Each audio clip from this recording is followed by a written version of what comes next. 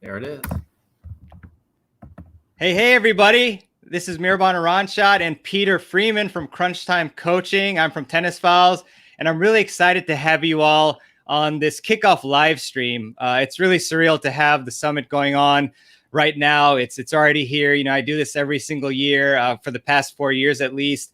And one of my greatest friends in the tennis world is Peter Freeman, and I can't thank him enough for coming on to this live kickoff, as well as being a great friend of the summit and the podcast, and having his own amazing conference, which you should all check out, happening in the fall. And more details on that later. But Pete, how are you doing? I'm good, man. I just gotta.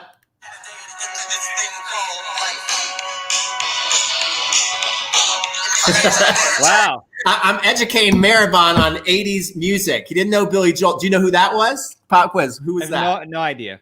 Are you kidding me? Yeah, no, I'm not. All right, we got to play a little more. If anyone knows who that is, please help me. You never heard that song? I don't think so. No, I'm just, I'm in the current generation. God. Have you ever heard of a guy named Prince? Yeah. Oh, Prince. Okay. I know. That was Let's Go Crazy. That's okay. Crazy. What's wrong with you? I don't know. I'm just kind of more into the techno and the rap music, all those things, the more cultured songs. Oh, more culture. Look at Kathy. She knows Let's Go Crazy. Prince. Yeah. Too darn young, says Cheryl. Exactly. Oh, my God. Thank you, Cheryl. Wow. But yeah, everybody, again, welcome. I want to shout out some of you here. There's so many. Wow. Lisa from Texas, Andrew, Lynn, that all are saying it's Prince. Thank you. La Camara, Southgate. That might be a place, perhaps. Emil, Gregory, Kathy, Chad, Tennis for Max. I'm really excited to bring you this kickoff with Peter, and we're going to go through actually 10 key tips to help you level up your game. And I know it's a trying time, a tough time, but I'm really just glad to be able to bring you some content during these times. And these tips that Peter has created and that we're going to talk about today are really fantastic. Peter's been in the game for many decades now and just teaching like crazy. He's constantly hustling and trying to help everybody improve their game. And so I'm really excited to get into it, Pete. So Pete, first off, I want to gauge your excitement for the summit. What do you think? I'm so excited. First of all, you do an amazing job with the summit. And I love going live with you. And I've just thought of a new segment. Every time that we do a live together, we have to do some music trivia. I think that's what we have to do. So that will be part of, what do you guys think about that? But in all seriousness, Mehrban, what you've done with this and to grow this like you have in 4 years is just amazing. And it's just awesome. And I'm excited to go through our tips tonight. Thank you, Pete. And before we get in, I just want to say, I can't hold it in because I'm excited. We have currently over 9,000 people who have registered for the summit. And as you all, thank you. Yeah, and as you all know, all of you, if you signed up, you'll be able to watch all the sessions for a limited time for a couple of days from when they go up. Which is fantastic. And then we have, of course, many of you who have upgraded to the All Access Pass and all that, and we'll get into that later. But the main thing is that I'm so excited that we have so many people on and, to be able to help improve your game. And we have a lot of sessions about how to improve even at home, obviously. So with that, Pete, I want you to get into your top 10 tips. And then I want to be able to try and comment a bit on them and also have everybody comment about what they think about your tips. And then we'll also get into some giveaways later on as well. So that'll be a lot of fun. And we'll talk to you more about the summit and what to expect and all that. And any questions that you have about tennis, more than happy to help you out with that too. So Pete, please take it away and we will check out your top 10 tips. Okay, guys, so here are my top 10 tips. And here's the thing. If I get super boring, still stay around to the end because we're giving away 3 amazing bonuses at the end. So stay around to the end, even if this is a snooze fest because I'm boring. No, I don't think it will be. I think you guys are going to really like this. And so these are 10 things that I came up with to level up your game, okay? Everybody wants to get better. Everybody wants to get to that next level. That's why you guys are online. And I think that that's a great thing. That's the same, way I think about things. And so the number one tip I want to give you is actually, me and my girlfriend were talking about this the other day. Now, I'm not saying this is the number one answer or the cure-all, but I was thinking about, people who come from different backgrounds, who have a tough time. What is one thing that we could change in the school system to help people become more successful? And I started to think about mindset, because anytime you hear a success story about anybody, whatever background they came from, they always have a strong mindset. And I was listening to this interview a couple weeks ago with Tom Brady, and it just really amazed me because I did not know this about him. The person interviewing him said, you're kind of like, that story with Michael Jordan, where Michael Jordan, because Tom Brady prides himself on hard work and being systematic about going through things and his mindset. And so the interviewer said, it kind of reminds me of like the Michael Jordan story, how Michael Jordan didn't make the basketball team his freshman year. And Tom Brady said, well, I'm nothing like Michael Jordan, in that Michael Jordan's a great talent and a hard worker too. He's got the same mindset I have, but he had a lot more physical gifted. He was a lot more physically gifted than I was. And he didn't make the varsity team as a freshman. I didn't make the freshman team as a freshman in high school.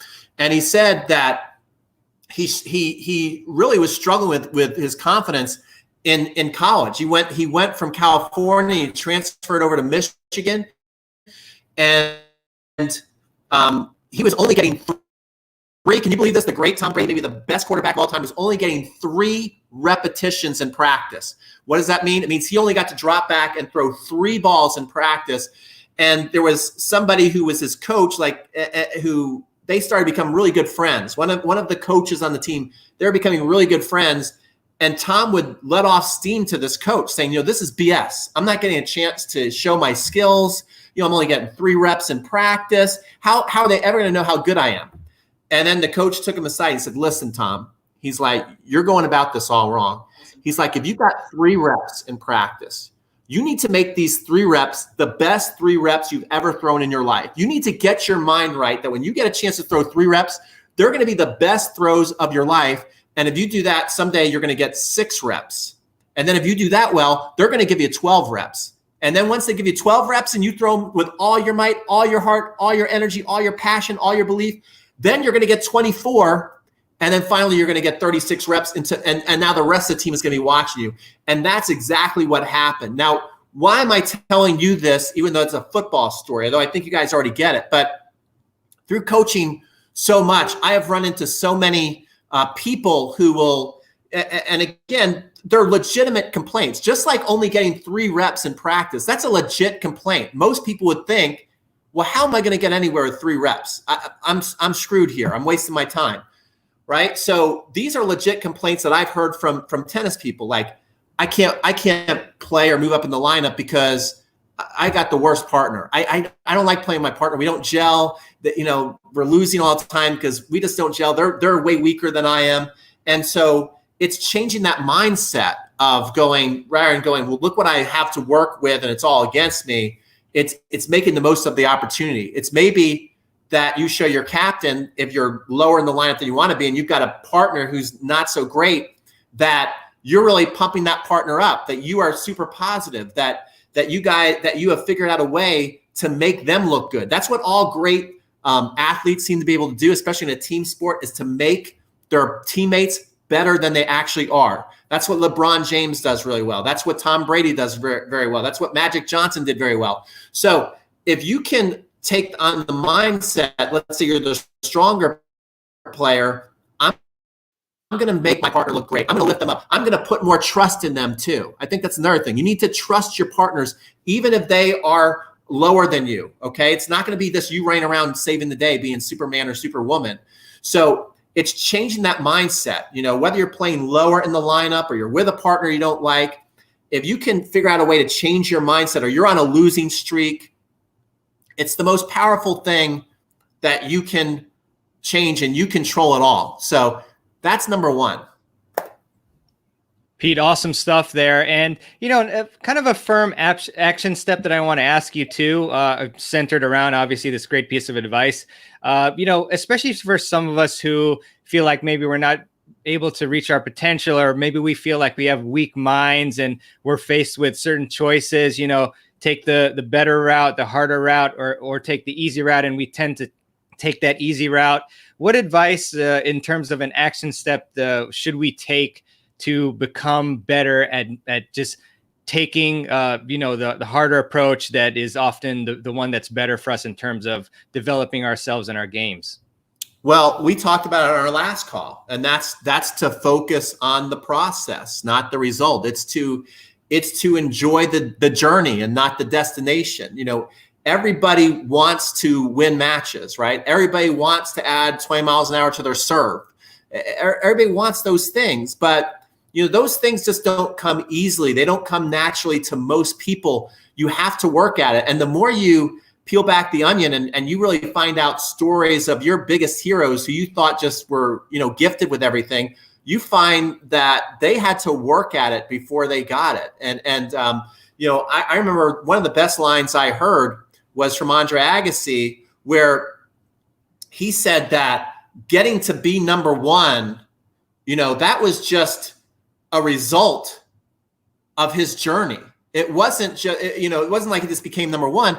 It was he remembered, running on New Year's Eve till, I think, and I'm not suggesting you guys do this, right? We're different than professional athletes. We don't need to sacrifice our life and be running it. I'm not telling you go run on New Year's Eve so you can play better on your league team. That's not what I'm trying to tell you. These guys are getting paid for a living, but it's the stories, and you take them how they apply to your life and the extra things you can do that maybe your teammates aren't doing. But I remember he tells a story about how in his book Open, which is great, how he went running on New Year's Eve till he threw up. So that was the sacrifice he made. So when he's number one, he's not thinking about just holding that trophy up and that just happened for him in that one match. It was all the stuff that he was doing behind the scenes that, no one notices. And that's the key is to realize that it's going to be a journey. It's going to be tough. You're going to have setbacks. Just because you have a bad day doesn't mean you still can't get to where you want to go. You gotta keep believing, and you gotta understand that setbacks and negative results are just as necessary and a part of the journey as the good days. Great stuff, Pete. Let me switch back to both of us. So this next tip is one that you're seeing more of these days, obviously, because of the current situation. And it's super key. And I think a lot of people underestimate how helpful this can be. I mean, sometimes some players might think we've got to be on the tennis court to improve. I'm not able to work on my backhand, so there's no way that I can work on it on the court, rather. So there's no way that I can actually improve it if I'm not on the court and I'm just at home here. But that is actually not true. And so, Pete, can you basically tell us what your next piece of advice is on how we can improve our games, especially during these very tough times?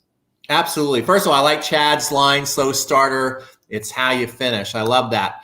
And so my best advice would be to you is you start looking at this as a tennis racket. And let me tell you where I'm going with this. When I was a kid, everything was a racket. No one had to tell me how to do it. Everything became a racket. This is a racket. Everything's a racket. This is a racket. And I would always be walking around the house shadow stroking, shadow stroking, shadow stroking, shadow stroking all the time. And I noticed that as I got older and I then became a coach, all the best students that I had as kids, shadow stroking, shadow stroking, shadow. I remember this one kid, Victor, who I think he finished third at Kalamazoo. He just graduated college. I think they kind of like put him in the Hall of Fame of their college. And I remember just watching him always shadow stroking. We're picking up the balls. I remember seeing him at the fence and he's brushing his racket and the way he's studying it. I remember I took them out to the movies to see The Incredibles, and the group, I called them the Young Guns. They were all excellent players. They all ended up going to play Division I tennis. A lot of them were, all state, all conference, even all American players they turned out to be. And what was interesting is I remember we went to the movies and they all met each other by shadow stroking. It was incredible. And even when the movie was over, I remember Victor walking up the aisle, shadow stroking. Now, why is this so important? And why is it so important for you right now? Because I think that the only sport that I can think of, that you guys might be able to come up with more examples, but the one that comes to my top of my head that has done a really good job of really stressing the importance of technique and doing things without the actual contact of whatever the activity is karate, the martial arts. When a parent signs up a kid to do karate, or they're an adult and they want to learn karate, they're not surprised at all when the instructor is having them going through certain moves for months before they're allowed to go in a hand-to-hand combat with somebody, for a number of reasons. Number one, we just know that that's the system of karate. Number two, you're probably going, thank God I'm not ready to fight anybody, so I don't mind doing the shadow strokes. To where when a kid or a parent signs up for an adult class, they're fully expecting that they're going to go out there and they're going to hit the ball on the first night. And I think it's good. I think it's fun. It's fun to go rally and hit the ball. But what you're really doing that first night out is you're developing bad habits right away, because this ball, it bounces high. It bounces high. And if you've never played tennis before, I mean, what do most beginners look like when they start hitting? They start hitting like this. You know, there's zero technique and they're just out there surviving and they're having a good time, but you're developing all these bad habits. And so now is the time to really start to think about and do self-study on yourself. It's to do the shadow strokes and to really picture each move to make it perfect. This is such an important thing to do that we have always taken for granted. It's been always one of the big things I've had to beg students, kids, adults. I'll say, hey, you know what? Your stroke is a little off. I need you to go home and do like 100 shadow strokes or 50 shadow strokes a day. And I'll beg them, like, it'll only take you like 2 to 5 minutes. And guess what? 90% of my students would not do it. It'd be the only 10% that I would never have to tell to do it. And guess what? They're by far the best players with the most beautiful technique. So shadow stroking is huge. It always just sounds like, you know, well, what is the coach? What's that really going to do? If you don't have a good technique without the ball, how are you going to have a good technique when the ball comes to you? So that's my thing on shadow strokes. Love it, Pete. Yeah, it's so huge, shadow strokes, because as you basically mentioned, if you introduce a ball a lot of times too early when you're trying to change technique, then you're going to revert back to your old technique. So always, you know, the best coaches like yourself, Pete, you start with the shadow swings and you nail that down and you make it second nature. And then, you know, then you go through the progressions of, okay, now let's drop hit, and then let's go and feed some, and then, okay, let's have some practice points and things like that. So right now is the best time. If you have some deficiencies in your serve or in your backhand, your forehand, you know, you get out that racket and you make sure you learn the technique from all the best coaches. And then you implement that and you practice. And then by the time you're able to get on the court again, and all of us are able to, then you will be at a much better state than you are, instead of just trying to change something and then you revert back to the old technique, and then you try it again to change some, and then you haven't spent enough time without the ball and in the proper environment to foster that improvement in your technique. And so yeah, I really love that piece of advice there, Pete. So the third one is something too that I've gone on my own soapbox for a while, and I'm sure you have too. And also, I can remember a podcast interview I did with Ian Westerman, who he talked about the importance of that a lot. So this is something that is very underutilized, and I want you to get into this piece of advice now, Pete. Absolutely. And I just want to thank everybody for all their amazing comments watching this. This is what it's all about. You guys are just so amazing. I'm really just so impressed and grateful that every time we do one of these things, the passion that people have. So again, take all this as, I know I get fired up, but I'm not criticizing. I'm trying to encourage and get you pumped up and just show you some things. And Molly talking about her badminton racket. I think that's great. She's out there working with her badminton racket. That's the kind of stuff I love. So the next one is video. Okay. Video is super important to do. I think I might have, okay. Because when I go out, I think you might not hear me. Okay, so now I'm on. So video, guys, is huge. And Again, you don't have to wait to go to the court to learn a lot. I'm actually doing a 30-day tennis technique and fitness challenge to where we're doing shadow strokes, and then the students are filming themselves, and then I'm coming back and I'm giving the step-by-step critique on what they can do better. And I'm telling you, when I see the shot, I can tell them right away what they need to do to improve. And the other thing is a lot of the people who are doing the video, they're seeing right away, right? They're seeing right away. They're learning more when they send it to me. But a lot of them, once they take their shadow stroke or they film themselves on the ball machine, they know right away that things can improve. And so it's super important to do this. I think the two biggest obstacles were, well, how do you do this? I mean, everybody now, though, really doesn't have an excuse. Everybody's got a phone, and the cameras on your phone are just phenomenal. You just go to your phone and you open up the camera and you're in business. Get yourself a tripod off Amazon, type in tripod with phone adapter, and then your phone can go right on the tripod. And it's super important to watch. And don't worry about, if it doesn't look the way you want. This is how you grow. If it's bad news in the beginning, again, this comes down to mindset. Don't look at this like, oh, I didn't want to see myself on video. I was afraid it wasn't right. That's what you want. You want to get excited and go, look how much room I have to grow. I didn't know I was doing this. I didn't know I was doing that. Where you look today doesn't mean that's how you're going to look tomorrow or in 6 months if you work at it. It shows you the opportunity of growth you have. So if you're playing like a 3-5 level and you see on video all the things you can do to improve, don't beat yourself up. Don't be depressed. Think, man, if this is what I'm able to accomplish at a 3-5 level with this technique, imagine if I just cleaned up this or that on my stroke, how much better I can be. So definitely go and do it. It's huge. Yeah, Pete, for sure. I've seen a lot of things that I didn't know I was doing until I used the video. I had no idea I had, a hitch in my racket drop. I had no idea, where I was actually bringing my left hand on the backhand at one point. And yeah, there's just so many things that you're going to find out through video. It's just amazing. And what I love about it too is that you can slow it down and then like watch frame by frame. And you can rewatch your matches. You can have your friends and coaches and everybody comment on it. So unbelievable tool to improve your game using video. And I really, really love it. And more coaches and tennis players should use it for sure. Yeah, Mehrban, if you could maybe write this in the comments, Coach's Eye is a great app. It does always surprise me how people don't know about it. So if you go to Coach's Eye, you can download that on your phone.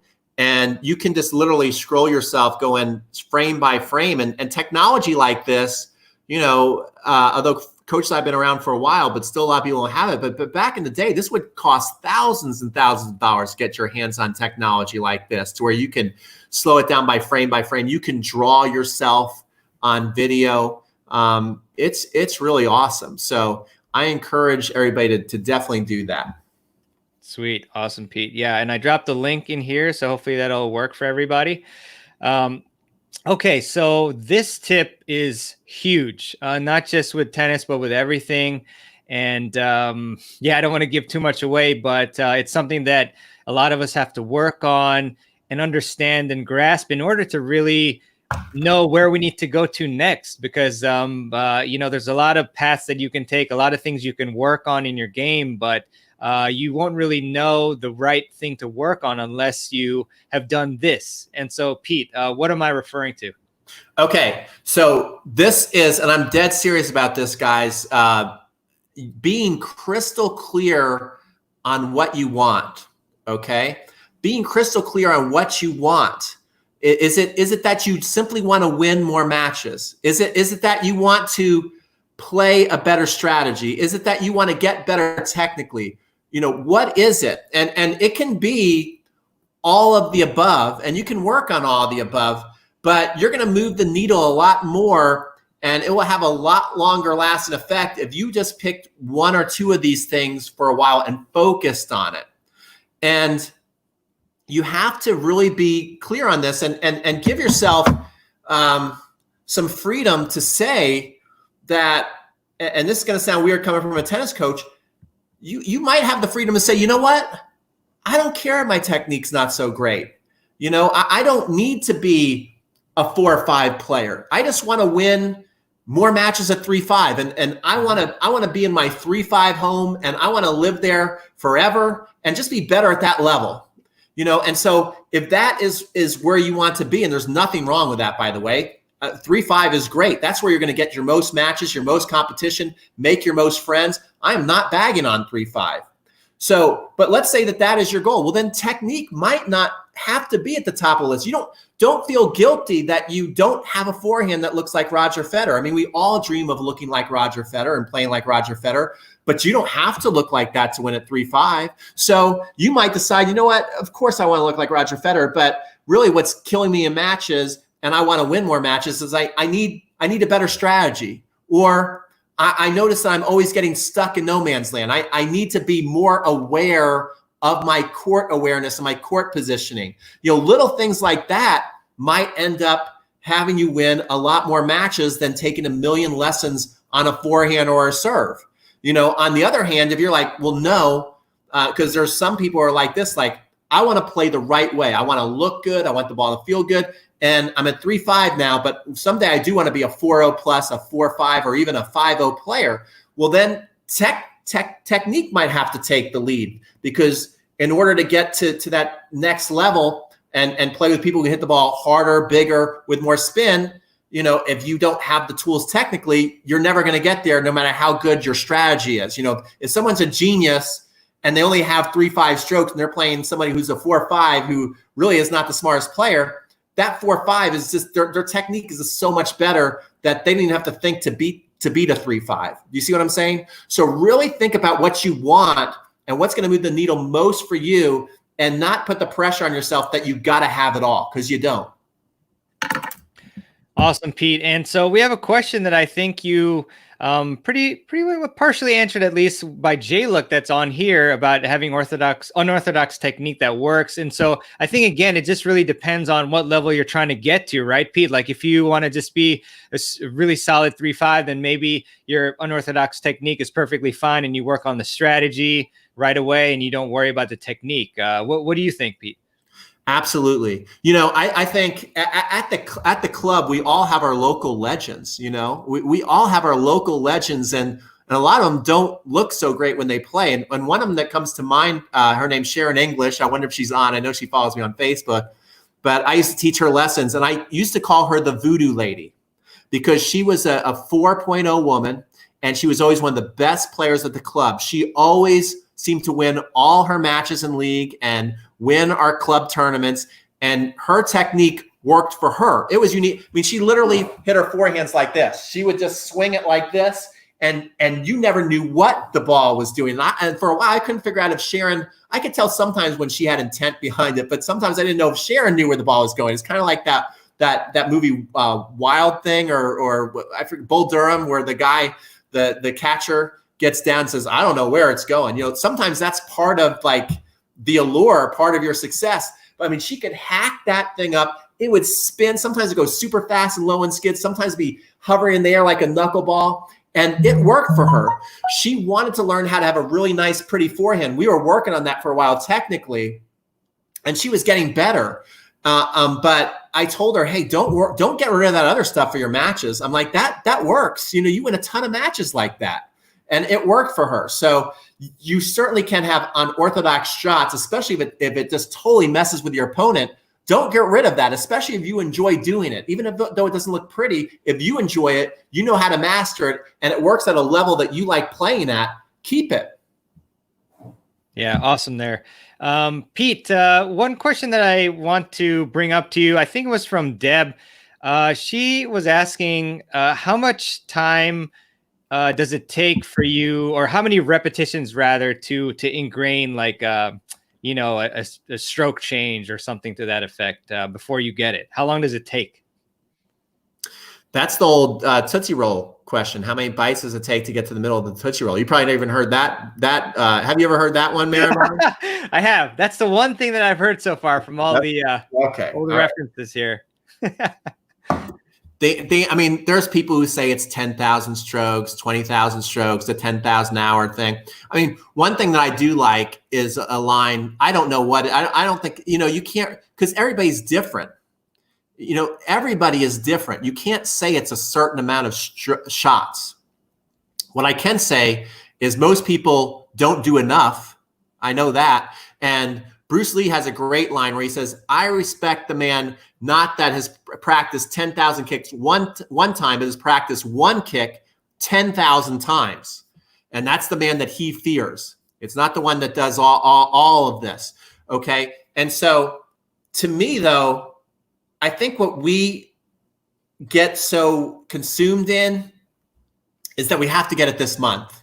So we can be like, well, we've tried shadow stroking for a month. It didn't work. It doesn't work.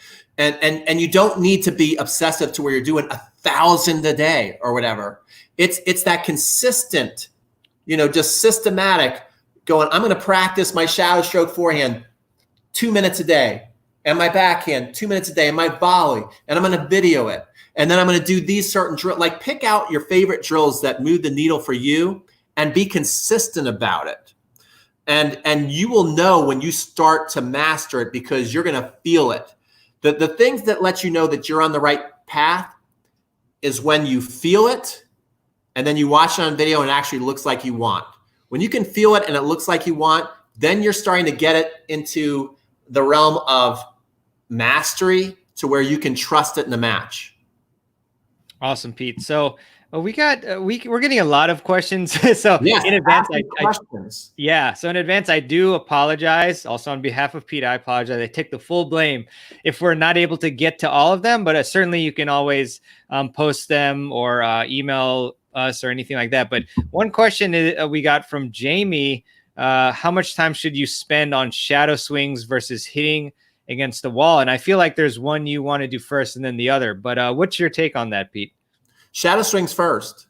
Well, one of the things too that this one guy, I was so impressed. I wish I could remember his name, but he was this Italian guy who played professional tennis. I watched him at a USPTA conference, and he said, when I grew up playing tennis, he was an Italian guy. So when I grew up playing tennis, we had this coach, and everybody at our club ended up being a very accomplished player, is what he said. He said everybody could play tennis properly. And he said, when he was a kid, he had to listen to 6 months of lectures about tennis before he could hit a ball. Then they started to learn how to shadow stroke. Then they introduced the ball. And I think if you really want to learn the right way, shadow stroking is number one for me. And I would video it too, because a lot of people, I'm doing this 30-day tennis technique and fitness challenge. And a lot of people are doing their shadow stroke. Maybe you could get rid of that comment there, Mehrban.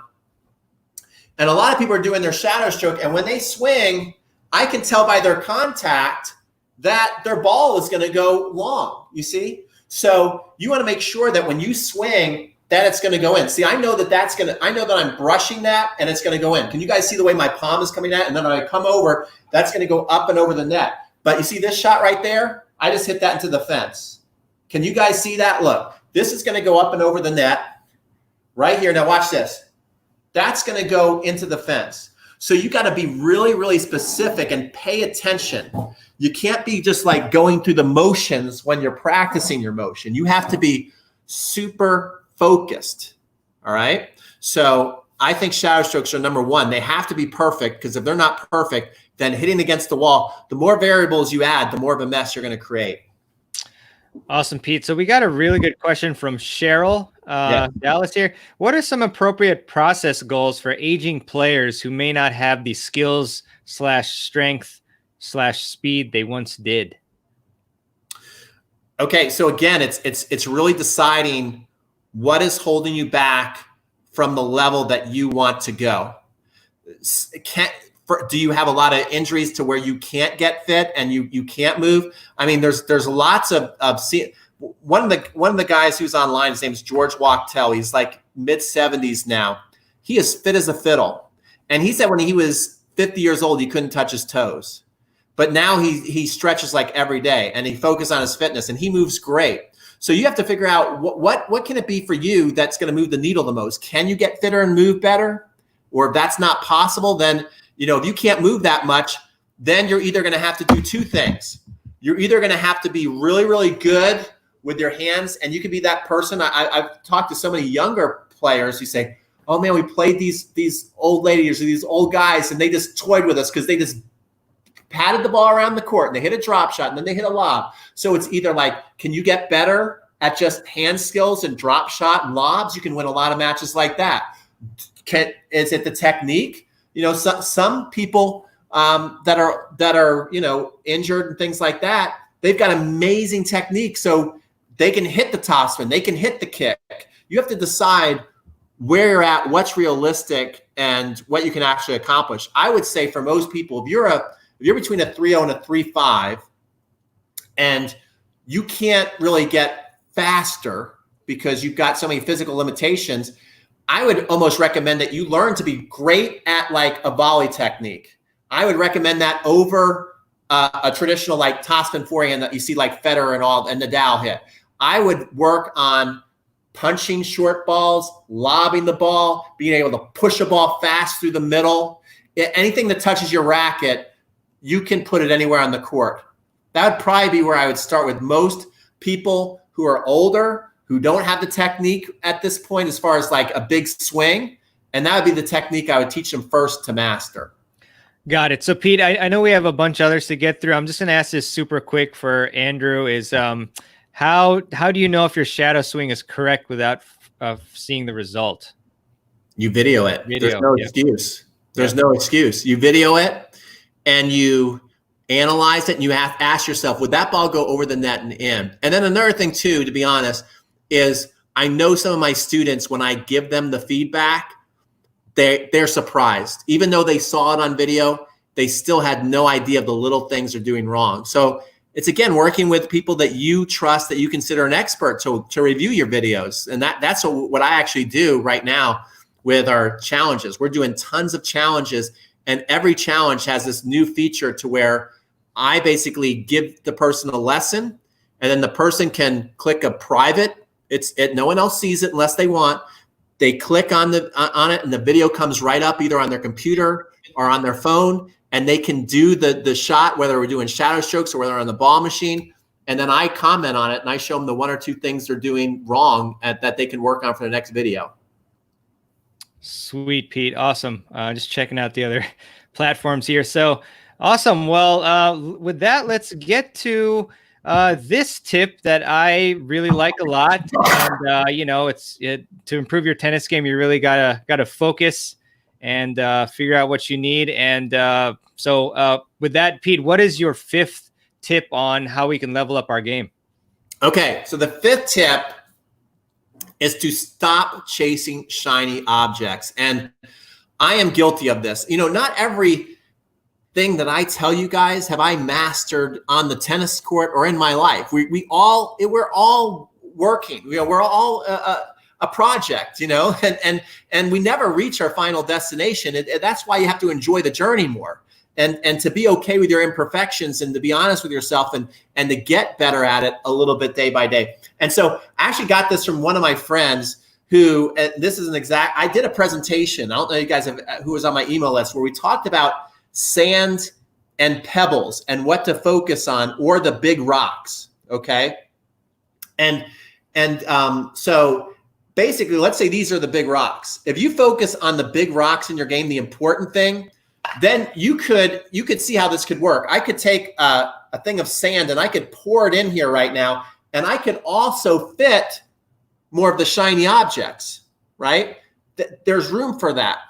But if I were to take all these out, I'm not going to do it right now, but if I were to take all these out and then put a lot of sand in here, there would be no room. The big rocks wouldn't fit. The important things that we really should be focused on would not fit in here.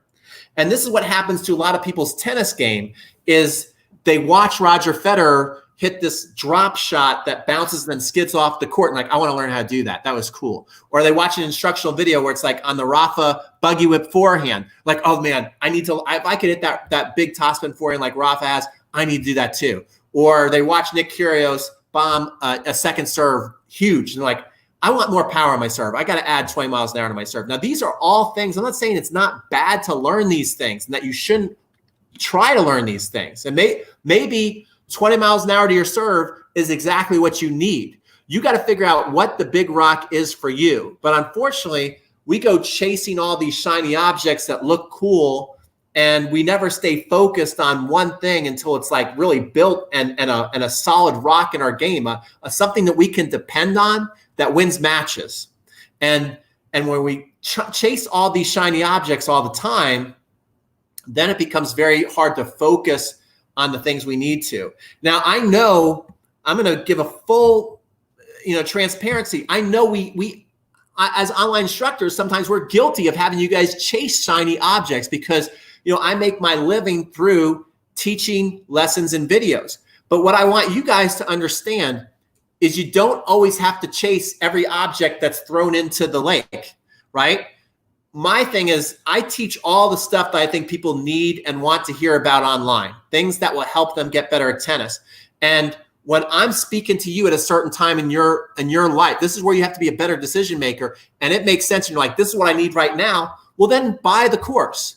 But if you're working on something else, even though, I'm sending you emails every day or Mehrban sending you emails every day, although everybody should sign up for the tennis summit. But you understand what I'm saying? It's like, we're okay if you don't buy every single course or whatever. We understand that you don't need to work on everything all the time. So, but when there comes a time where we're focused on one thing that really speaks to you, that's a big rock for what you're going through, that's when you should jump on it and really spend time on it and kind of put everything off to the side. And then once you get that big rock going, then you can add another big rock into your game. So once you add 20 miles an hour to your serve and you feel like your serve's going really good, then you can think about, adding more topspin to your forehand. But if you're trying to do it all at once, it gets to be really frustrating and overwhelming. Yeah, thanks for that, Pete. Really appreciate that. I'll try this different view here just for a sec. But yeah, great stuff, Pete. I really can appreciate what you just said regarding stopping chasing shiny objects. But this next one is really, really good. And just to preface it a little bit is, whenever I've been in a doubles match where me and my partner are just going through the motions, it usually doesn't turn out too well. Conversely, whenever we're, we have a good flow going and we're talking, I don't want to give it away, then we have great matches. So what is your tip for number 6 of the 6th way to really level up our tennis game? Do not make eye contact with your doubles partner. Avoid them at all costs. To have a sourpuss look on your face. End the stream. No, it's the exact opposite of that. You got to work on your communications in doubles. It's very interesting. Since most people probably got into tennis, I'll tell you, I love sports. I love basketball. I love football. But why did I pick tennis over all sports? I love the idea that it was just up to me. I like that. So I first started to play tennis and I loved singles. Doubles is completely different than singles. It really is. Even though there's a lot of shots that you've developed that will work on a singles court, they'll also work on a doubles court. I'm not saying they won't, but it is a different game and it is a team game. And you have got to really get with your partner and you can't use an excuse like, well, this is the first time I play with this partner, so I'm just going to let them do what I want to do. We'll just do our own thing. That's even worse. The less you play with somebody, the more important it is to have those communication skills so that you guys can build a quick rapport, a quick connection, and do well. That's the interesting thing. When you look at the best doubles players in the world, they always have won with multiple partners. The Bryan brothers won multiple partners. Martina Navratilova has won with multiple partners. Gigi Fernandez has won with multiple partners. John McEnroe has won with multiple partners. Okay, so good doubles players, they win with other good doubles players who know how to gel and connect. And it's so important. And whether you are the weak link or you're the stronger player, you can't use either as an excuse. You have to work together as a team. You really do. And I've used this on so many broadcasts, but I figure a lot of people, maybe it's the first time you've heard this or maybe you need to hear it again. But the best example I can give you of how this works is I remember at this camp, it's called Tennis Fantasies. I got to play a match with Mark Woodford against Rick Leach. If you don't know who those players are, they're a couple of the best doubles players of all time. And so it's a fantasy match. So I'm able to play, and I'm playing against another college coach. And I got Mark Woodford. He's got Rick Leach. And I remember I was so nervous playing with Mark Woodford because I'm thinking, oh my gosh, I'm nervous. And it was kind of the show court. So it had a little bit of a crowd. You know, tennis is, we're not really used to big crowds, but it had a little bit of a crowd. It wasn't crazy, but a little bit of one.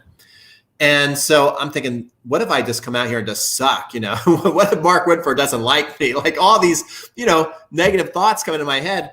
And I remember Mark Woodford right away, my first serve game, he goes, where do you like to serve? And I'm like, well, I got a lefty. I like to serve down. Okay, try that, mate. That sounds good. He was always asking me what I wanted to do. He led by following. And then when he wanted me to do something, he would basically say, hey, why don't you have a go at it? Why don't you have some fun with it? And so it took all the pressure off. So within inside of a game, I mean, I can tell you that if it started out bad, it was going to be a bad day for me. I would have been this tight. I am playing so good because I was so relaxed because he relaxed me. And it was a match that meant nothing to him. But that's just the habit that he's developed through being one of the best doubles players of all time. Love it, Pete. Yeah, whenever I've had these matches where I'm talking with my partner and we're being positive and most importantly, we're thinking about strategy and how our opponents are going to be playing and then what we should do to counteract that, then that's when we're really flourishing. You know, I've talked about this in the previous stream, but I had a match a couple months ago where, you know, it was 8-7 in the tie break and we were serving. And then normally for a lot of people, you know, you'd get nerves and things like that. But as you said at the top of the stream, just focusing on the process and trying to figure out what is the best play in the current situation, which in that case was actually being more aggressive, me being at net with my partner serving to actually I formation left on the ad side, I formation cross or right on the do side, which was essentially poaching, but you start in the middle, I guess. But you know, so I was able to pick off the volleys on both of those occasions. And so the communication is key in talking with your partner what you want to do, how to construct the point, and being positive. So I really like that. And just as a quick note, part of our giveaways that we mentioned is this cool book by Gyata Storman, On the Ball, Doubles Tennis Tactics for Recreational Players. And so we'll be giving out a few of these, you know, quite soon. Raise it up a little more, Mehrban, like put it on your head, because there you go, a little lower and a little further back. That looks great. That looks nice. It's a great book. Yeah, it definitely is. I flipped through it and read it, and it's excellent. And yeah. And thank you for helping me with the positioning, Pete. And again, we have a lot of great questions here, and we'll try to get to some, but we still have several to go. Ooh, great one, Jerry. Jerry Kaplan asked this question. How do you deal with a partner, and it's on the screen now, who refuses to adjust their game? Do you yourself switch strategies? That's a great question. This reminds me of one of our online instructors for the Tennis Summit, which is Will Hamilton. He's got the doubles playbook, and a lot of his playbook talks about if you have a partner like that, he talks about when there's different balls going in different areas, knowing where to move and knowing where the ball is most likely to come, and how you can kind of, especially if you get the first strike, how you can basically start to set up the play for the entire point. And if you can basically get things that you're looking to see, you can predictably know where the ball's going. So even though doubles is a game where you should be communicating, where you should work with your partner, then it gets even stronger. But if you can basically be the smartest player on the court, even if you don't have a doubles partner who really likes to talk or refuses to do things the way you want, you can kind of have the match play in your hands if you're really good at reading where the ball is going and what most likely where it's going to go after you see it go somewhere on the opposite side of the court. So I definitely recommend that everybody, you know, takes a look at Will Hamilton's playbook, especially because there are certainly those uncomfortable matches to where you want to communicate, you want to make friends, and the other person wants nothing to do with it, and they got their way of doing things. You can still control the court by knowing where to hit balls and where it's going to come back. So you can set yourself up and even your partner who doesn't want to work with you. Awesome advice there, Pete. Really appreciate that. And yeah, Will is another very good friend of ours. And I actually play a lot of tennis with Will when I can. Obviously, it's tough right now, but we enjoy a lot of great practice sessions. And he's a good player, a tough lefty player, and obviously has gathered knowledge from so many great people that he's worked with. So a lot of great pros. And so, Pete, of course, let's advance on the list. We're at number 7 now. We have a full day on the summit devoted to this, and you can sign up for free at tennisfilesummit.com/Pete. It's right on the screen here. But this is huge, really important, and a great time to work on this right now, especially at home. And like I said, we have sessions on it. So what is your advice for number 7, Pete? Number 7's off-court fitness. And, this has really changed since I was, that's right. And that's typically what we think about, being ripped. What is it? No pain, no gain. Like that was the era I grew up in. Is no pain, no gain. Kill yourself, and that's the kind of thing. Even I remember the Aussies. I got to talk to Roy Emerson. He could do 100 to 150 kangaroo jumps in a row. That's great, but now poor Roy can barely walk. Okay. So this is what's changed. Working out and being fit isn't always about killing yourself in a workout. And I think that's what we always want to do to ourselves in some way, especially like if we don't work out for like a couple of days, like, okay, today I got to work out really, really hard. No, you don't. And you probably shouldn't, and then it makes your incentive to go work out less and less, because every time you work out, you kill yourself, and then you're sitting on the couch going, well, do I want to sit here and eat some more like bonbons and watching their Netflix, or do I want to get up and kill myself? I remember last time I worked out, I couldn't walk for 3 days. That's not what you want to do. All right. So the Pro Tour, even they're probably in the best shape they've ever been in.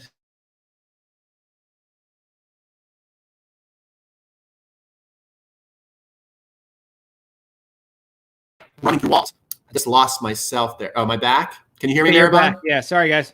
Cool. So one book I recommend that you look at, and we talked about it earlier, and this was not even part of my plan, but Tom Brady's got a great book. I think it's called like the TB12 method. And it's a lot of band work. And this is one of the things that he says. He's like, I'm able to be faster and fitter in my 40s than I was in my 20s.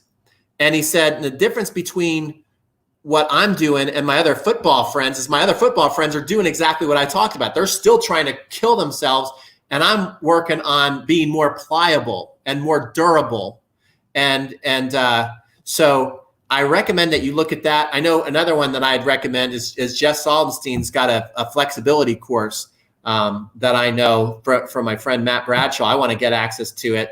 That is very, very good. So I recommend that you really focus on, a lot of band work, a lot of injury prevention work. And also I think you do want to get your cardio up without killing yourself. Because I think if you've got good cardio, that's a huge advantage to a lot of people you're going to be playing against. Yeah, thanks for that, Pete. And so just in looking at the sessions that we have on fitness, we have Dr. Sean Drake from Racket Fit, who's going to talk about movement and mobility and exercises you can do at home.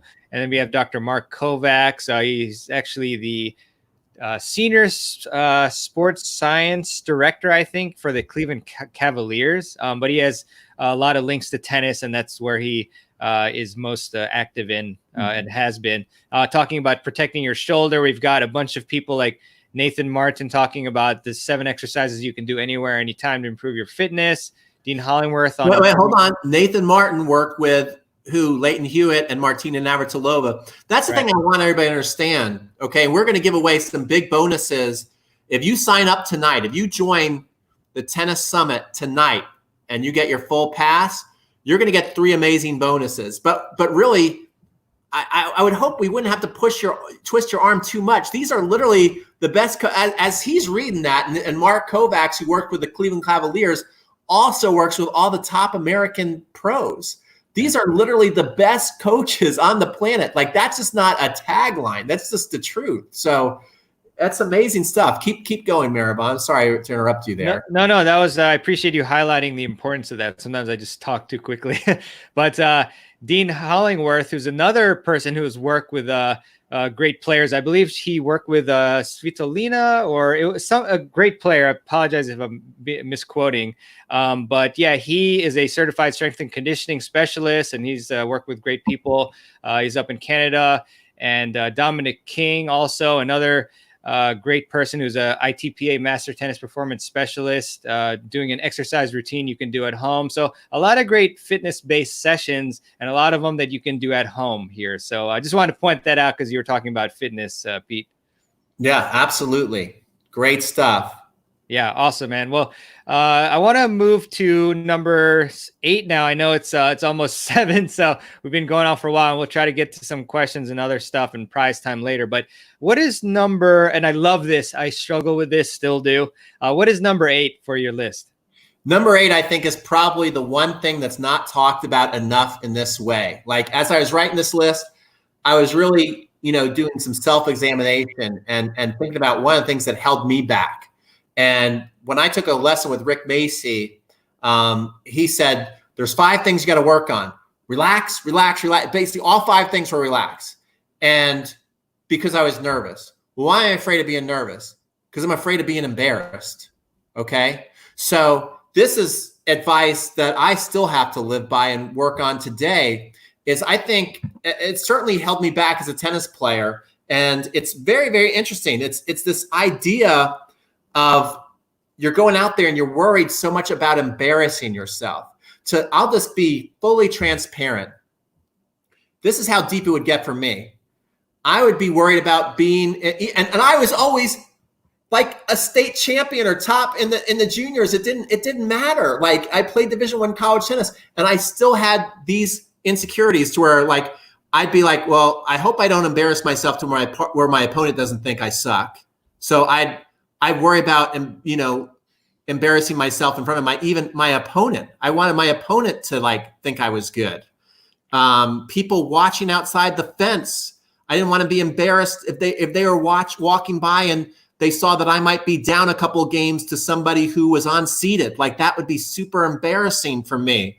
If my coach was watching me play and I wasn't doing, to have a coach come watch me play, that was a nightmare. I was so nervous because I did not want to embarrass myself in front of my coach, knowing that we had worked so hard on certain things. And it just would scare me that if they came to watch me play, that all of a sudden I couldn't do what we were working on, for the longest time. And of course, when I got older in the league matches, it was the same thing. It was like I'd be embarrassed about the team watching and, what do they think of me? And and I just know from coaching that this is something we all have as tennis players. It's kind of a weird thing to where tennis probably has, especially when we're talking about recreational tennis, we have the lowest attendance and spectators. I played college tennis. Barely anybody came to watch us play college tennis. You play a league match. It's usually just the 2 teams watching each other. And lots of times, unfortunately, once somebody from your team loses or wins, lots of times they don't even stay till the end. They're out. So. But it's really weird. Even if there's this 1 or 2 people, there's this super anxiety that goes along with tennis and this idea of being embarrassed. So you can't worry about what's going on outside the fence. You have to get more in touch with what's going on in your head, and you have to learn to be more of your best buddy. Understand that not every day is going to be a pretty day out there, and that's okay. And, if you go out there and you play poorly or you don't look the way you think you should look, the people who truly like you, whether you win or lose, they're still going to like you after the match.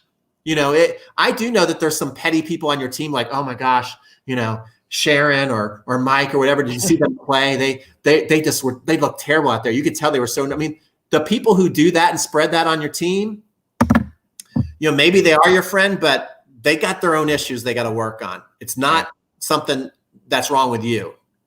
Yep. Insecurities, I would say. Yeah, Pete, it's just amazing advice there about stop worrying about being embarrassed. One story for you quickly is, I've always been a baseliner, playing juniors. My game was just getting the ball back being very fast, heavy top spin, and just being super consistent. And so later on in life, when I had to play doubles, in college and also in USCA leagues, a lot of times I would just serve and stay back. And then sometimes during practice, I would try to serve and volley, and maybe, I'd dump a couple volleys in the net. And then I'd think to myself, you know what, I'm just kind of, and basically I felt embarrassed. I didn't want to look like I wasn't playing well, or I just wanted to win and look good to people. And so then I would stop. But then one day I committed. I said, you know what? I don't care if I get broken every single time. I'm going to serve and volley every single time, not care what people think. And when I did that, that's when my serve and volley game really leveled up a lot, and I became more comfortable at the net. And so it really takes, again, going back to the mindset of just telling yourself, you know what?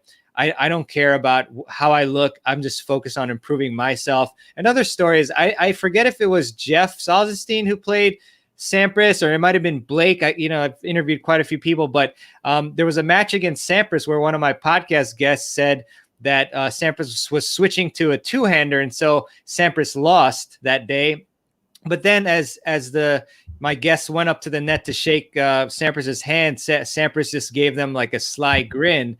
And he basically was communicating that, you know what, like, I know I lost, but I don't care, because I know that I'm in the process of switching to a one-hander. So I might have said that a little bit wrong, but basically he had just switched to a one-hander.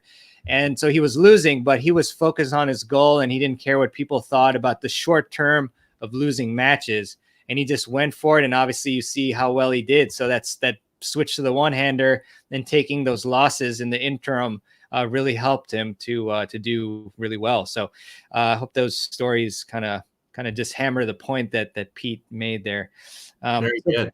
Yeah, thank you very much. So Pete, let me get you on screen again here, but let's go to number 9. This is a great one. I just had a guest, I can't remember who, but talk about this actually. So I'll let you take it away with tip number 9 to level up your game.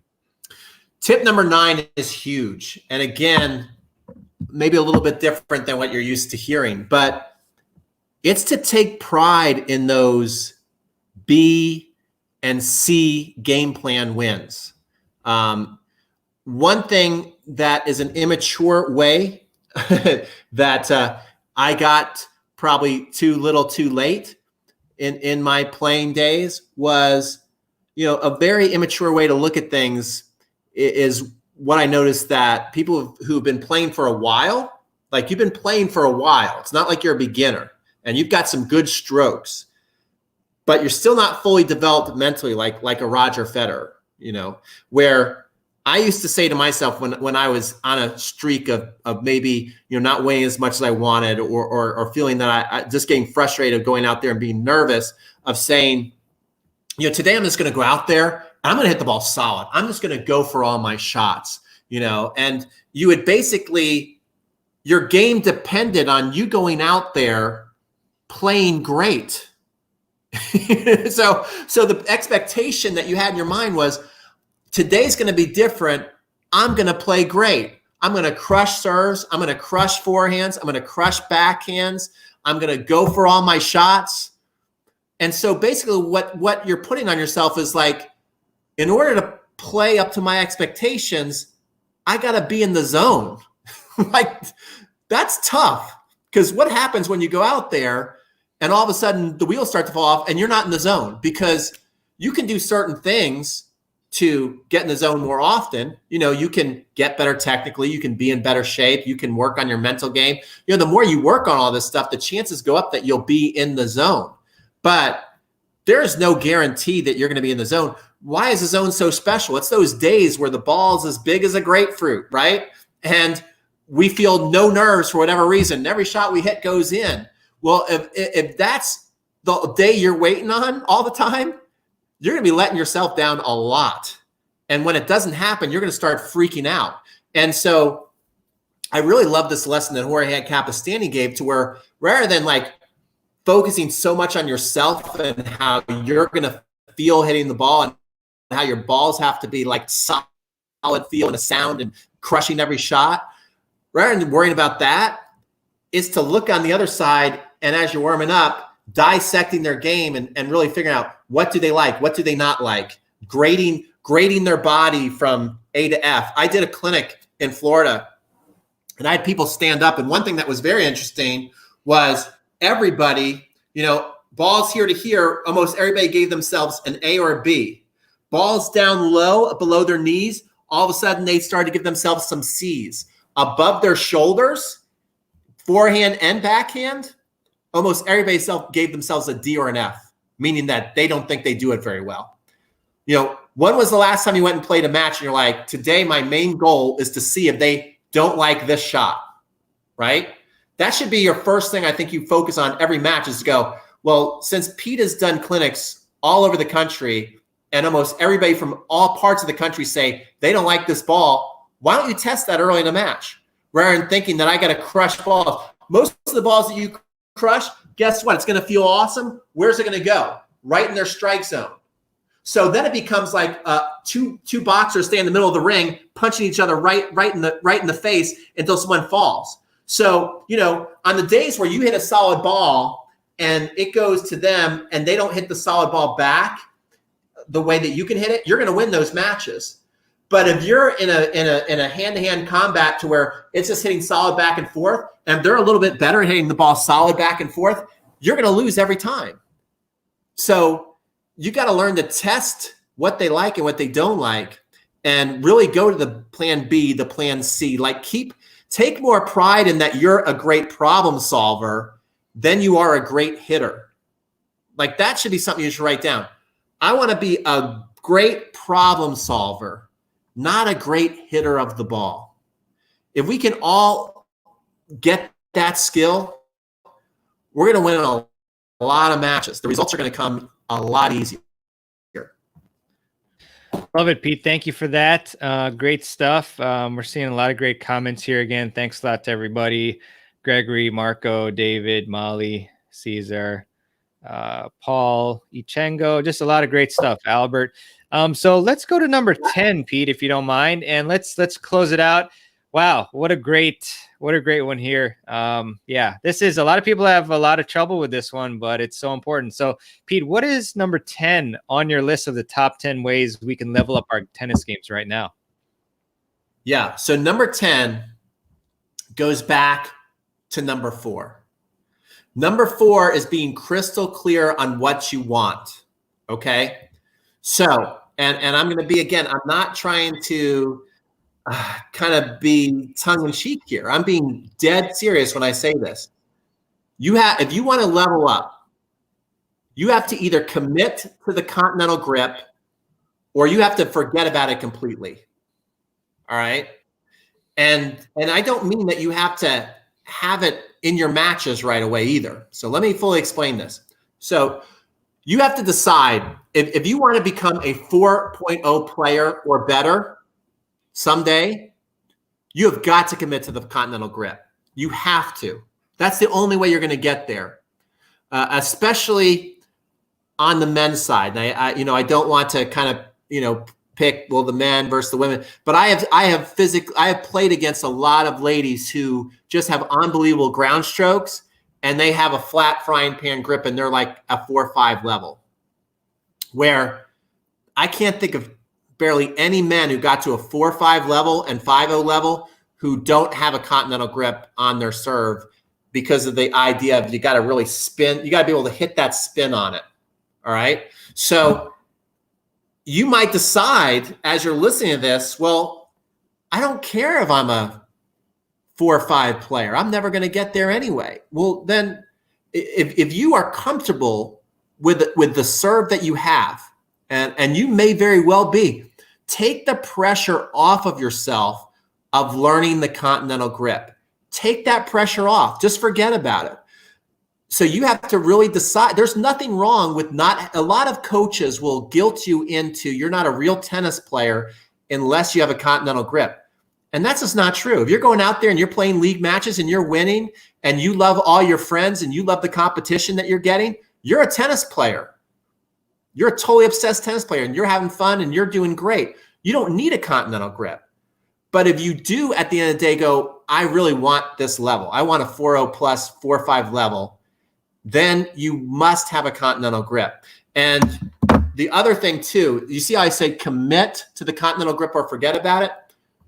There's other coaches that I've run into. Like I remember this one kid was playing, the coach said, if you don't hit every serve with a continental grip, I'm ripping you off the court. But he didn't have the technique to really go out there and play a match. And it wasn't ready. It wasn't ready to get off and put the product. It was still in the lab. And to put that product out in front of all that pressure when the kid wanted to win, I don't think is right. So here's the way that you do it, in my mind, is you go, I'm going to commit to the continental grip. So every time I go out and practice, I am going to hit grips. I'm going to hit serves with a continental grip. I'm going to understand that this might take 6 months to a year and a half, maybe even 2 years. The more consistent you are with it, the better it's going to be. Like the more you just walk around the house and you're holding a continental grip, the more you're shadow stroking with a continental grip, the more you're doing your practice serves with a continental grip, the more you're filming yourself with a continental grip, it's going to come. And then you got to start to once you start to feel like you're feeling it, then you got to start to put measurements on it in practice to where you've got to start to measure, like how many serves can I make out of 8 out of 10 with a continental grip? And then all of a sudden you find that you're consistently making 8 out of 10 with a continental grip.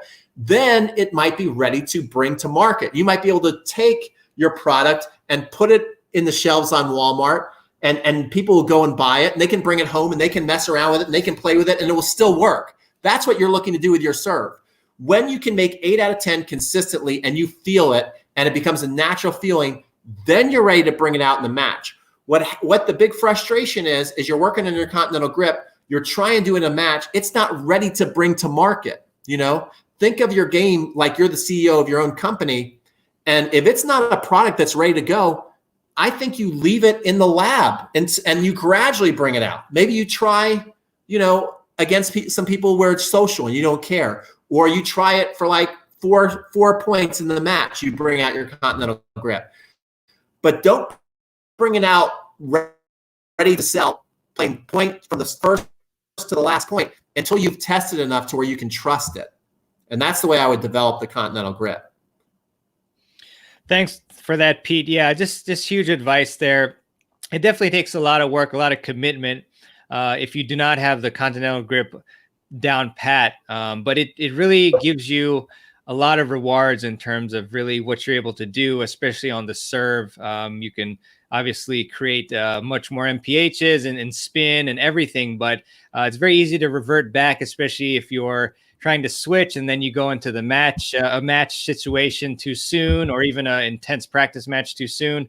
So that's something that you really ideally want to commit to, but if you don't need to reach your goals for your tennis career, which is what we talked about, having that clear vision, figuring that out first, then maybe you don't have to have a continental grip, but it just really depends. So Pete, really appreciate those great tips there. And we're certainly not done yet, Pete. We do have some prizes to give away. So are you pretty excited for that? Well, let's give them away. I see Ian Westerman's on saying, Mehrban, thanks so much for putting all this together for our community every year. Very cool.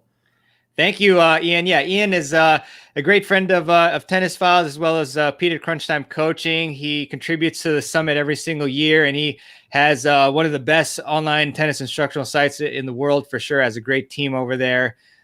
So really appreciate it, Ian. Thanks for dropping by. So yeah, let us give away some prizes here. And so we do have 3 of these books here. Let me bring it up. Oh, let me full screen myself. And probably get rid of Ian's comment so people can see it. Yeah, that's true. That's true. All right, yeah. See ya. Oh man, shoot. Oh yeah, prize time. See, we have a banner for that. There you go. Cool. So let me ask you this first question. Who defeated Roger Federer at the Australian Open this past year? Oh my gosh. Hopefully you can see it in real time. I'm trying to catch up. Yeah, if you can see it, then that would be great. I see the Dow. I don't think anybody got it yet. I see Nadal theme. Who did beat him? I forget. Novak. Was it Novak? Yeah, it was. Okay. Did you see who got that first? Oh, actually, I was going back up here. Let's see. Was it Paul? Oh, Derek. Oh, Mark. Check.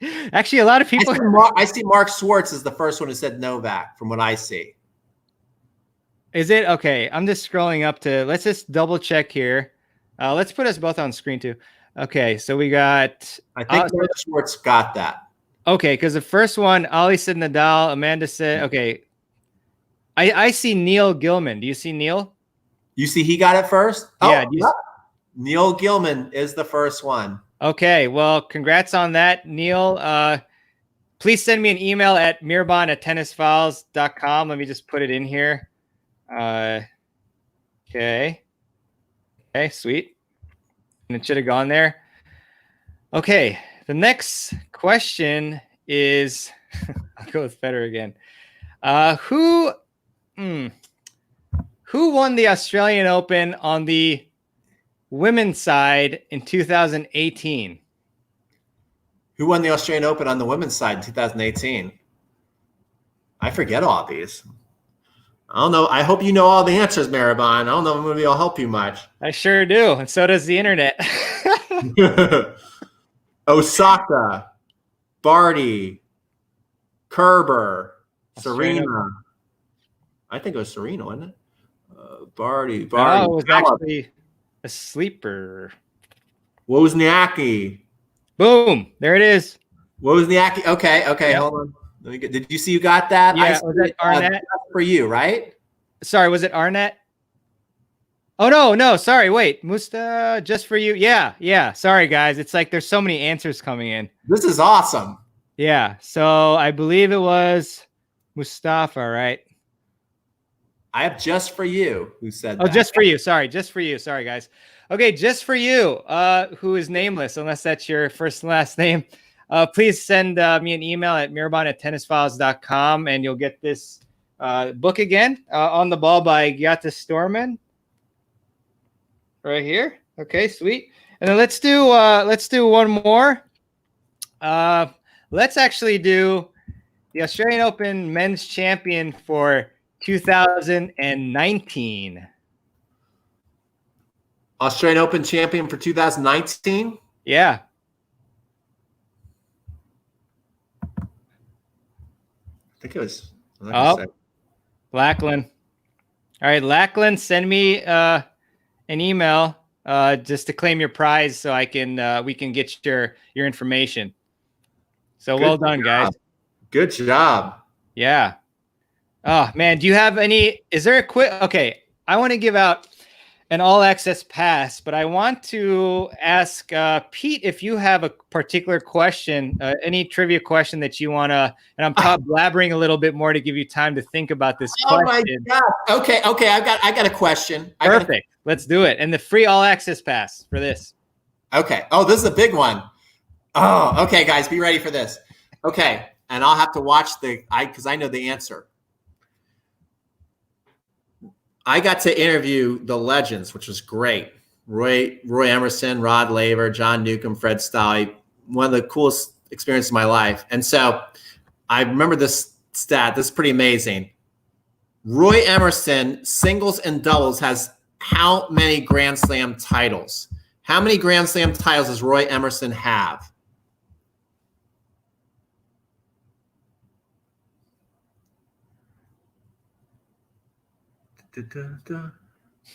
People are Googling right now. No, not 27, not 19, not 15, 57, 28. Pradeep got it. 28. Did you see that, Mehrban? Pradeep got 28? Yep. So that was the right answer. The right answer was 28. Roy Emerson has 28 Grand Slam titles. Are you sure Pradeep? Sorry, are you sure Pradeep didn't say 45, or is that a different Pradeep? Oh, wait. Maybe it was Paul. It was going. Yeah, it was Paul. Paul. Sorry, Pradeep. Oh man. Paul. It was a P. Yes. Oh yeah. Yeah. See my eyes. That's okay. It's confusing. I know Paul's. Now I made the mistake. Pete's working very hard for you all, putting a lot of great stuff together. So I give you a pass there. Yeah. Cool. Okay. Okay. So all right, well, that's it for the prizes, I think, right, Pete? Yeah, I think we're. Yeah, but I got a huge bonus. Yeah, so we have a huge bonus from Pete, and we'll have some more live streams throughout the week. But Pete, go ahead with the bonus. Well, you know what they say, it's all about being at the right place at the right time. So everybody who's on this call is in the right place at the right time. You've got this great week of tennis coming up ahead with the best coaches in the world and all these presentations. Everybody who gives these presentations, they love doing this. They're super passionate about it. They give a lot of thought into whatever topic they're giving it in, and they're an expert at what they're talking about. And so it's a great way to really build your library of knowledge. And so I've been doing something lately that I am super proud of, that the reason why I'm giving this away is to give you guys incentive to get the lifetime access pass. And I also want to show you something really cool that I'm doing. I've been doing these challenges lately that it's the best teaching I've ever done online because it's the most interactive. So we've done a 7-day serve challenge. We've done a 7-day forehand challenge. And now we're doing the 30-day tennis technique and fitness challenge where everybody is at home all the time and they're, showing me their strokes. So I want to show you what the coaching is like, especially if you can hop in right now. You can finish the 30-day challenge with us. We have about 8 days left. I want you to hop in. And here's the cool thing. Every day I've got a different lesson. And then I ask you to do something. And then if you do it, I can review it and you win more courses. And I also help you through coaching. So if you sign up tonight, you're going to get all 3 of these. Okay. You're going to get the 30-day tennis technique and fitness challenge. You're going to get the 7-day serve challenge, and you're going to get the 7-day forehand challenge. And I will even, for the next 7 days, whatever you hop into, I will be on there answering this new app where you basically can click a button and you can talk and show me what you're working on. I will do that for the next 7 days when you get in, just so I can show you how cool and amazing this works, because it's the most interactive course online, at least for the price we're at. I feel pretty confident saying that. So if you sign up tonight, what will happen is we'll see everybody who orders tonight and give me, I'll try and get it done by Monday. Probably will happen by Monday. Tuesday, the latest. I will then send all the buyers who bought tonight, I will send them a registration link to where you can get all 3 of these challenges and you can try it out. After we finish the 30-day challenge, you can't keep sending me videos because then I'll be working on my next challenge. So the reason why I'm giving you this in all transparency is I want you to try these challenges so you can see like, wow, this is really, really cool the way it's doing it. It's just not getting your user and password and watching the videos and then that's it. This is us working together literally every day. And the cool thing is people are sending me videos and we're becoming really good friends. We're joking around and playing with each other. It's pretty fun. So definitely do that. Sign up and you get all 3 of those. Like that should make it a no-brainer. Yeah, it's really amazing value. I mean, as I mentioned, Pete, he just really cares so much. And what I've really been enjoying, Pete, the past many, many days is you post, I think either daily or almost daily, these really cool videos of your students who are participating in these challenges. And they're sending you videos and you're posting them. And it's really cool to see how much engagement there is between you. And there really is, I haven't seen anything like it so far. And I really want to compliment you on that. And so for everybody, if you haven't signed up for the Tennis Summit, of course, you want to go to, I have the link up here, but it's tennisfilesummit.com/Pete. And then as Pete mentioned, if you do upgrade to the All Access Pass, then you will get which I had the banner here, the 3 free challenges, which is amazing value for how much you're paying, which is in a lot of parts of the US and other places, less than the price of a tennis lesson. And so the link for the All Access Pass is either going to be below the video if you're on the actual web page that I created for this live stream. There's buttons down below, so click on those and sign up for either case, or we'll drop the link as well in the chat. But if you go to this upgrade link right here at tennisfilesummit.com/Pete upgrade, you'll get these challenges. So amazing stuff, Pete. I really appreciate your time today. And I want to ask you, I love asking this question because you always get these golden nuggets.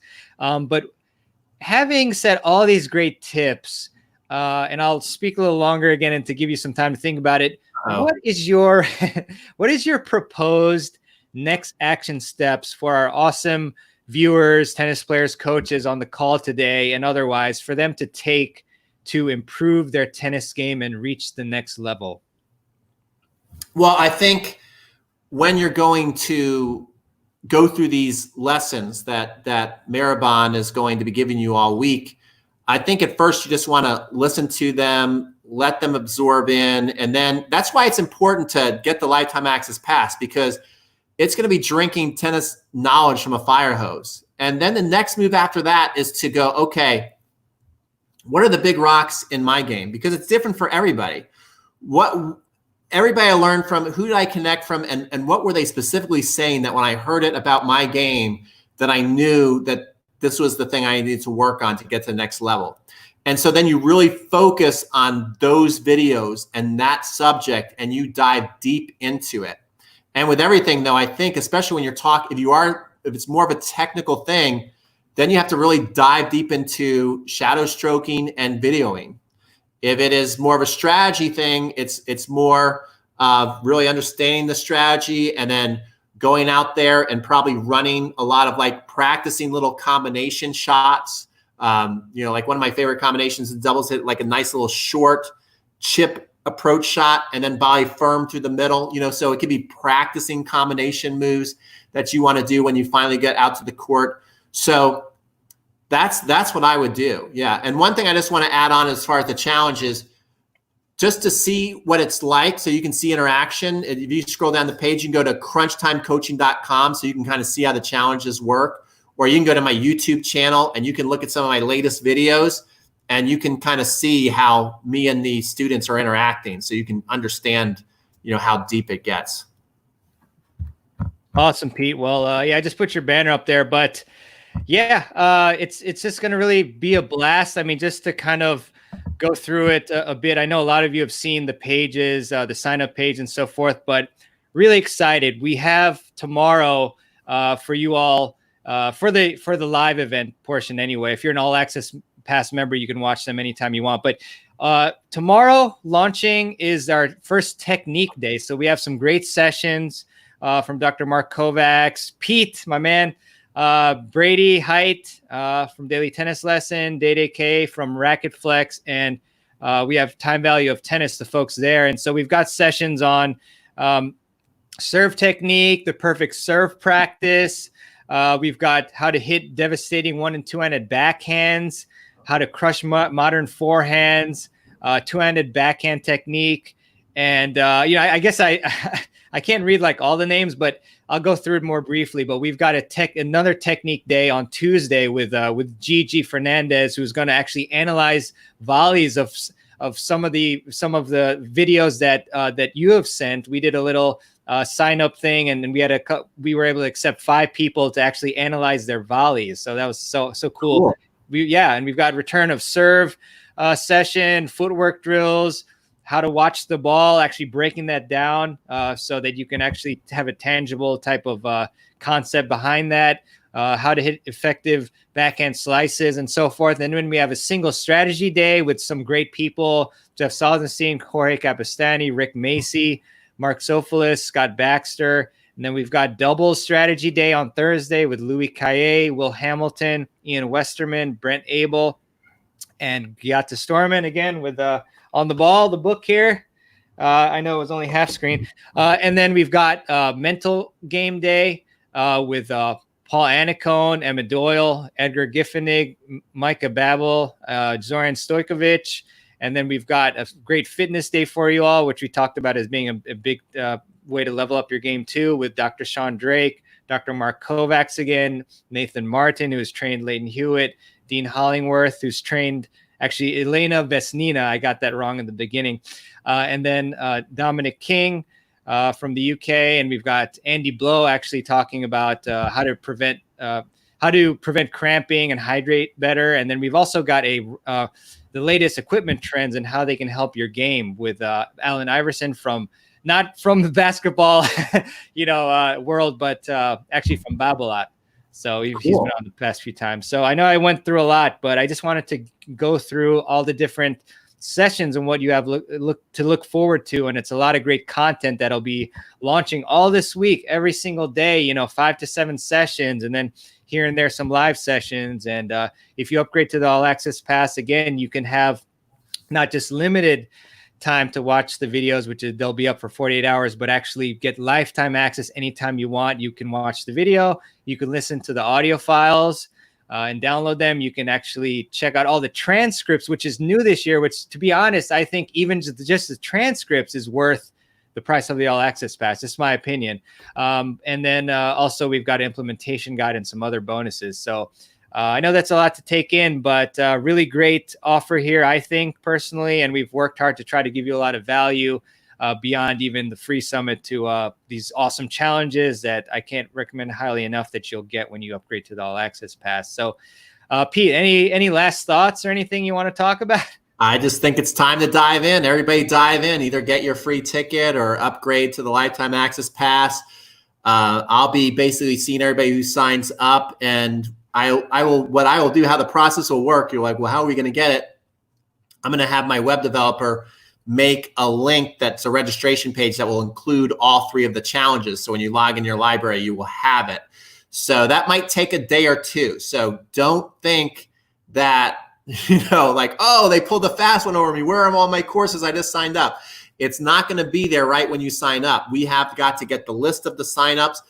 And then what we'll do is we'll put the email list together, and either myself or Mehrban will send you out the email with the registration link. And then you guys will be able to log in. Okay.